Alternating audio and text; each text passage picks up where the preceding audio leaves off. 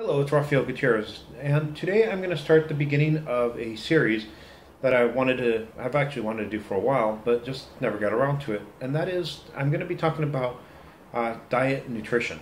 Now, some people might say that I'm a little heavier than I should be, and so what am I doing talking about diet?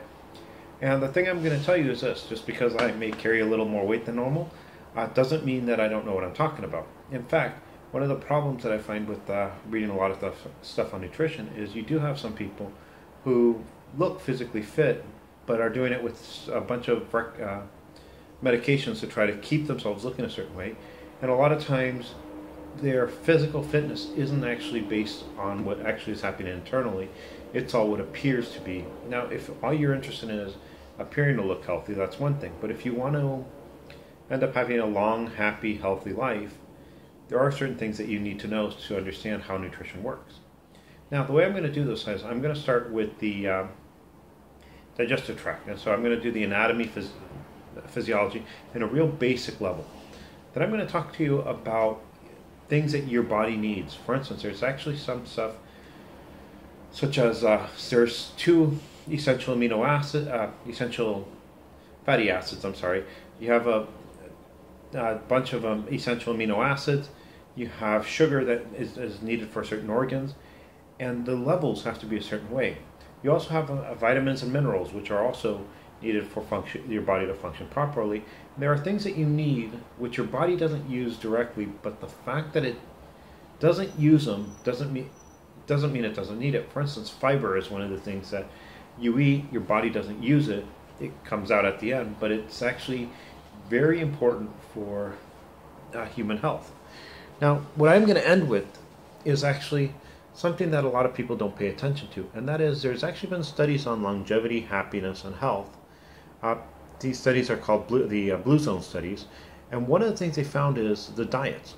Funny part about the diets is if you look at the diet in a strictly biochemical type of way, you end up finding that the diets are pretty similar. And they are not the diets that most people tell you you should do if you want to be healthy. Most of these fad diets that people do, actually quite the contrary, go counter to what you should be eating. And so hopefully this will make sense. There are actually some things that I will also mention, and that is there are some genetic factors which can cause someone not to be able to eat certain things. The problem is, again, news gets a hold of this, people get a hold of it, and instead of looking at reality, they get into the idea of, well, this is what I've heard 100 times, and don't really pay attention to what is.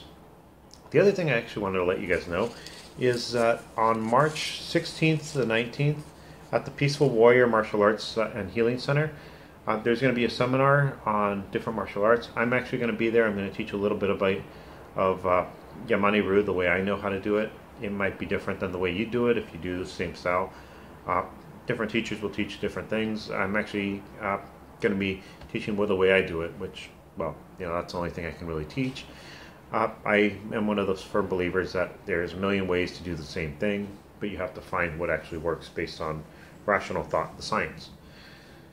The other thing I wanted to mention is if you're in San Diego and managed to go to the Upstart Grow in Seaport Village, I'm going to be signing my new book, this one here, which is called Off the Rails. It's actually based on a train trip I did from San Diego all the way pretty much to the Oakland area and then driving back. As always, I add dreams. I also go a little more colorful with it. Hopefully I'll be able to see some of you guys there. The book signing will be December 2nd at the Upstart Crow, starting at 6 o'clock. So thank you, and I hope you enjoy the video. I am going to do a series on digestion, and so what I really first have to talk about is the areas of digestion, and some of them we can't see here, so I will move to another model. Now, the first thing we actually will look at is the area of the mouth. Now, most people don't realize this, but the mouth, you do have a couple of the salivary glands. And what they do is they're going to secrete water, electrolytes, mucus, and something called amylase, which takes starches and breaks them down into simple sugars.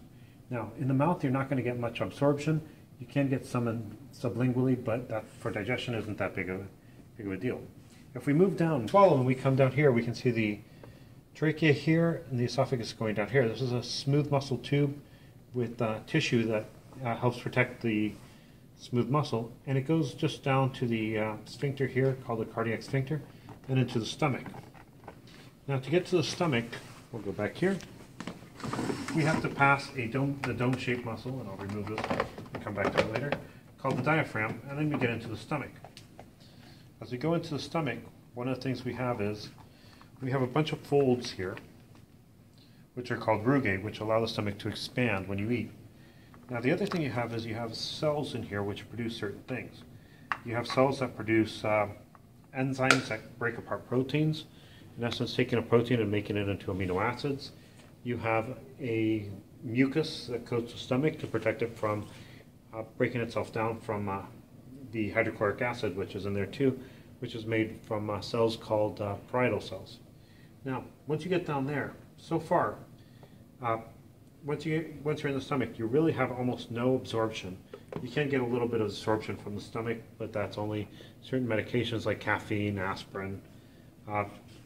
But for the most part, it ends up going. Now, once you pass the stomach, this area here of the stomach is called the pylorus. You have the pyloric valve here. Once you pass the stomach, you get into the small intestine. I'll move the large intestine out of the way.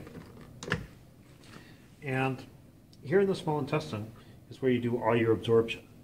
Now you do have enzymes that actually will help you break apart proteins that survive the stomach acid even more into amino acids. So one of the big things that is important is to realize that the proteins you eat aren't that important. What's important is that you get the right amino acids. The other thing you're seeing is the starches don't matter. As soon as it gets into your intestine to be absorbed, it's going to be broken down into simple sugars. And so a carbohydrate and a sugar end up becoming the same thing. Now, before I move on, I do need to talk about this organ here, which is a pancreas, which is going to be making something called lipase and bicarbonate. Bicarbonate will help neutralize the acid, but the lipase, the important thing is it's going to take the fats and break them into fatty acids and triglycerides.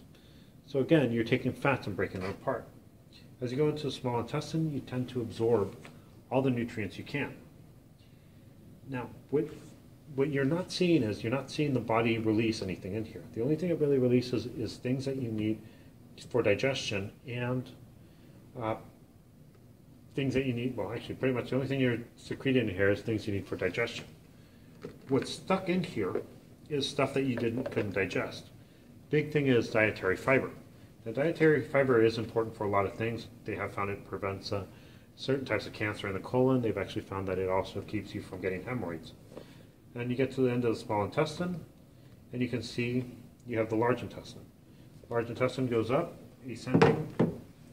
Over here you have the transverse, and then you have the descending, sigmoid, rectum. And over in this large intestine, you're mostly reabsorbing water. Now, there's a lot of things you're reabsorbing.